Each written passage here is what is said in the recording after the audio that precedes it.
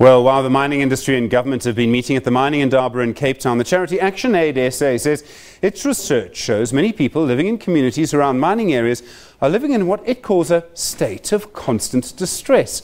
It's spoken to people living in these communities to understand what happens in mining areas and the impact mining has on people in those communities. Chris Rutledge is the Natural Resources Manager at Action Aid SA.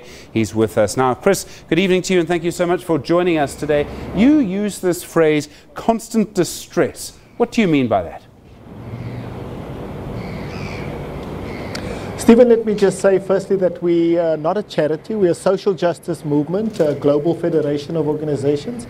But when we talk about social distress, what we're referring to is a phenomenon called structural violence. So this is a phenomenon which has been studied across the world and indicates that where people are generally excluded and marginalized, where they have a situation where decisions are imposed upon them, those decisions, especially in a situation like mining where you're dealing with a violent industry where explosion and blast and relocations are order of the day, the communities who are impacted by these kind of activities, they feel this as almost as a sort of violence against their person. So they feel a sense of disconnect and a sense of hurt and pain.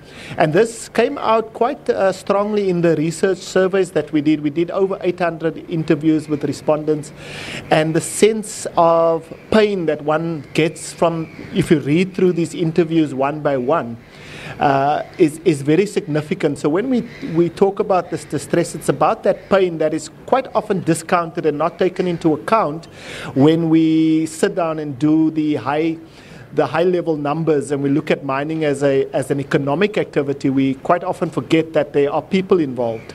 Okay, I mean, one of the things you say, this is a staggering figure, that it turns out that many women in mining communities say they have to give sexual favors to get a job. The figure you've put is 40% of women have had to do that. I mean, what is that? Is that a sort of institutionalized abuse that you believe happens more in mining communities than it does in other places? Look, I think the mining affected communities are particularly vulnerable to this, particularly because if one looks at the broader statistics that we shared, we see that the unemployment levels are significantly high, with 73% of people indicating that they have not found a job at the mines, and only 30% of people indicating that they kind of gainfully employed in one way or the other.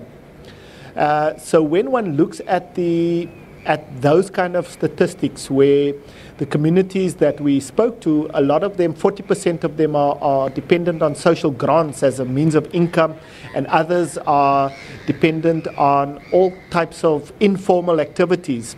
So there's a sense, there's not a sense of stability, there's not a sense of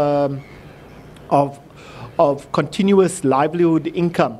So when women do go and try and find work, people who are in power, these are community leaders, these are gatekeepers at workplaces, they often use their power because there's such a great demand for jobs in these areas. They use their power as a means to access sexual favors. Now, we've seen this not only in mining-affected communities, but we see it in our everyday lives as well. But particularly in mining-affected communities where they are marginalized to the extent that quite often it's semi-rural or rural communities, far away from infrastructure and from other opportunities. And so this leaves them vulnerable to this kind of abuse. Obviously what is supposed to happen, and I'll put that in inverted commas, but government, the Mineral Resources Department, they're supposed to protect people. There's supposed to be rules, regulations, there's supposed to be community involvement. What is actually happening? I mean, if there are all of these laws and regulations, aren't they being followed? Shouldn't they be protecting communities? Yeah. Absolutely. So this is why we are very concerned with the outcomes of this research. One of the factors that we have pointed to in our research is the fact that in the budget speech that the Minister of Mineral Resources gave in 2018 in Parliament, we saw that he shuffled his budget so that the amount of money and the amount of people allocated to ensure that the social labor plans within mining affected communities are implemented, that budget has been cut significantly. So there's less people and less oversight and less regulation when it comes to developmental issues for communities. And he's taken that money and put it into the budget to increase investment. So he's using the money over the last 4 days, for example, at the mining Indaba, to put on events and attract investors, while at the coalface of the mining sector, where people are most vulnerable, the money used that is supposed to be used to regulate the industry has been taken away. So we think that that is a skewed priority. We think that's deeply problematic. And we think that there needs to be a reconsideration of what is a priority in the sector at the moment and what is not.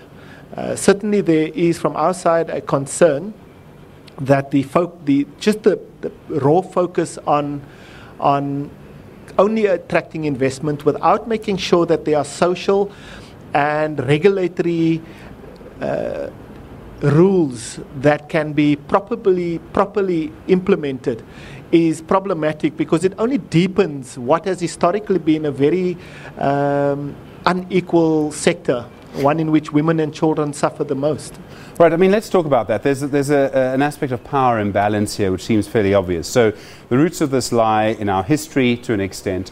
They lie in the fact that there are many poor communities around our country. You have mining companies with money. They ask governments to come and mine. The government will say, look, we want as many people to be employed as possible. We think that there's investment here. It'll bring in foreign direct investment, but also it'll bring in goods that we can sell overseas, so that will be good for us.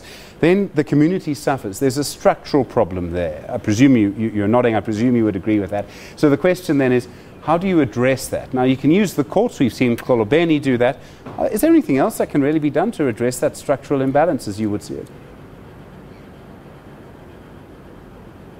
Yes, we believe there are ways and means to address this. I think one of the first things, and we call for this in our report, is that in order for that to be addressed, there has to be what we call a new social compact. So the minister, quite interestingly, has signed a new social compact with business and labour over the period that he's been here in Cape Town at the mining Indaba.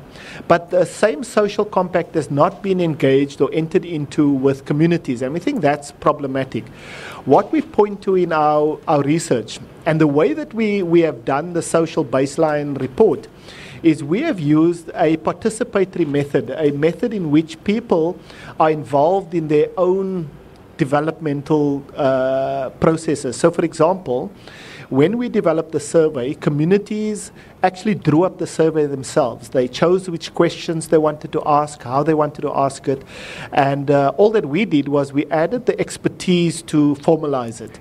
But the process of building up this research, of gathering this information, of developing this knowledge, was all done by the communities that we work with.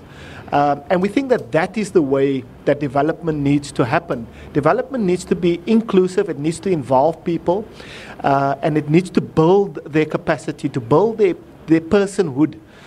What we find in rural communities are communities who are often isolated under a chief, for example, and they are treated as subjects, people who have no say, and they are told what to do. And this is emblematic in the way that the mining regime is currently structured. So when there is development, when money is allocated to development, some clever person comes into the community and says, we are going to build you a clinic, or we're going to build you a school. But the community is not involved in that process, not in the planning, not in the initiating, not in the building, not in the development and the maintenance of it. So there is a top-down approach to development within the sector that is fostering a sense of that people are losing their self-worth. And this is why we say when we talk about the distress, we're also talking about this lack of agency, the fact that when we ask people what is it that they wanted to see in the mining sector, they constantly pointed to the fact that they wanted to be part of decision making. They wanted to have communication with the mine. They wanted to have communication with the DMR. So I think the way that we devalue people's agency and the fact that people can do things for themselves if we allow them the opportunities, we give them the infrastructure, and we give them the support that they can do things for themselves. We can build a new South Africa, but you can't build a new South Africa if somebody's sitting at the top and telling you that this is good for you when it's quite clearly not. Chris Rutledge, thank you very much indeed, the Natural Resources Manager at Action Aid SA. So Peter Mokwetla has more.